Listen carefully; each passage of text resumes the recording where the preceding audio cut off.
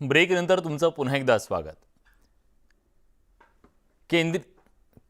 यानंतर आपण बातम्या बघूयात। गणपतीच्या संदर्भातल्या गणेश विसर्जन मोठ्या धूमधडाक्यात पार पडलेलं आहे, पण 30 तासानंतर सुद्धा अनेक ठिकाणी अजून गणपती विसर्जन मिरवणुकी सुरू असल्याचं सुद्धा समोर आलेलं आहे। मिरवणूक संपल्याची पुणे प्रशासनाने आता माहिती दिली आहे। 30 तासांच्या नंतर गणपती विसर्जन मिरवणूक संपन्न झालेली आहे।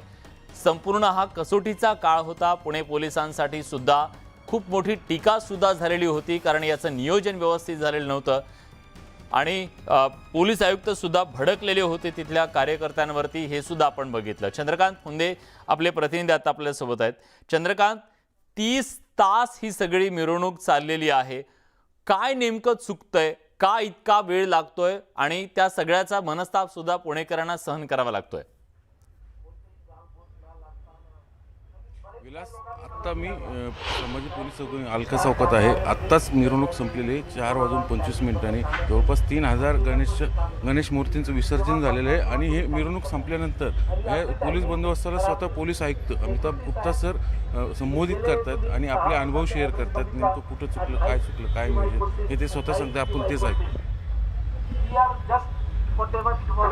आणि काही लोकांना अडचण निर्माण करताना आपण सगळे केलेले आहेत।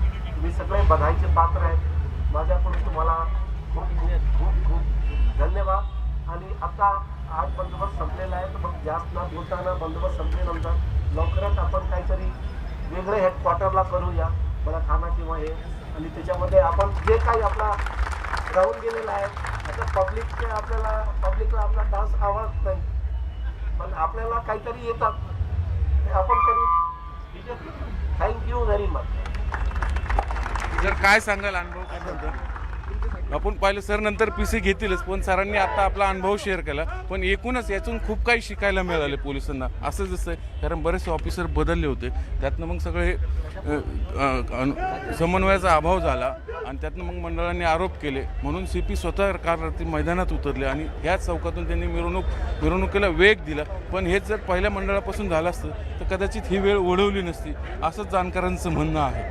विशाल, धन्यवाद चंद्रकांत, तुम्ही दिलेल्या सगळ्या सविस्तर माहितीबद्दल। तर पुण्यातली ही गणपतीची जी मिरवणूक होती ती मिरवणूक तब्बल 30 तास चाललेली आहे। हा सगळा पोलिसांसाठी कसोटीचा काळ होता, पण अतिशय शांततेत ही मिरवणूक पार पडलेली आहे।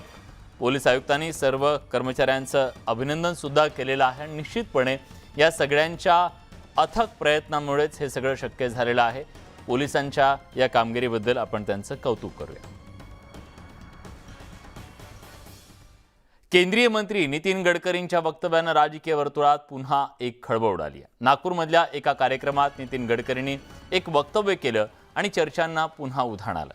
सरकारच्या फार भरवशावर राहू नका, मी सरकार आहे म्हणून सांगतो, असं वक्तव्य नितीन गडकरींनी केल्यानं नव्या चर्चा रंगू लागल्यात। नागपुरात ॲग्रो व्हिजन फाउंडेशनतर्फे आयोजित कार्यक्रमात गडकरी बोलत होते। शेतकऱ्यांनी कृषी क्षेत्रात विकास करायचा असेल तर त्यासाठी स्वतः पुढाकार घ्यायला पाहिजे, त्यासाठी सरकारच्या भरोशावर न राहता स्वतः कृती करायला हवी, असं गडकरी म्हणाले।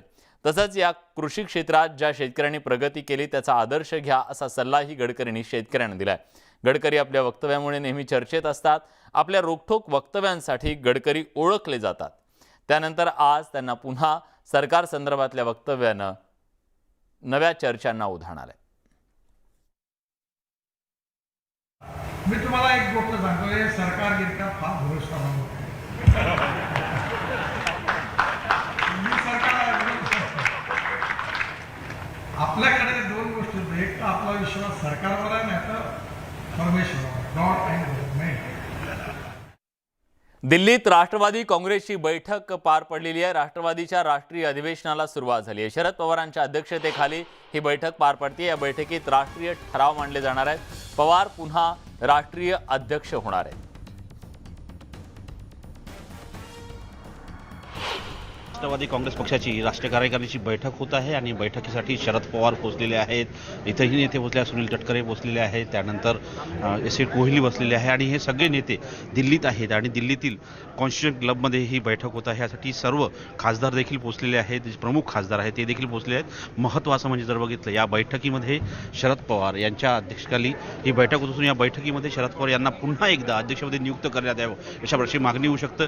जर बघितलं तर इथे बैठक होणार आहे, इथे सगळे कार्यकर्ते इथे आहे, समोर नेते देखील आहेत आणि या सगळ्या पार्श्वभूमी अत्यंत महत्त्वाचं आहे की या सगळ्या याच्यातून की या बैठकीतून काय समोर बाहेर पडतं आणि महत्त्वाचं म्हणजे उद्या जे राष्ट्रीय अधिवेशन आहे त्याच्या पार्श्वभूमीवर अत्यंत महत्त्वाची बैठक होत आहे.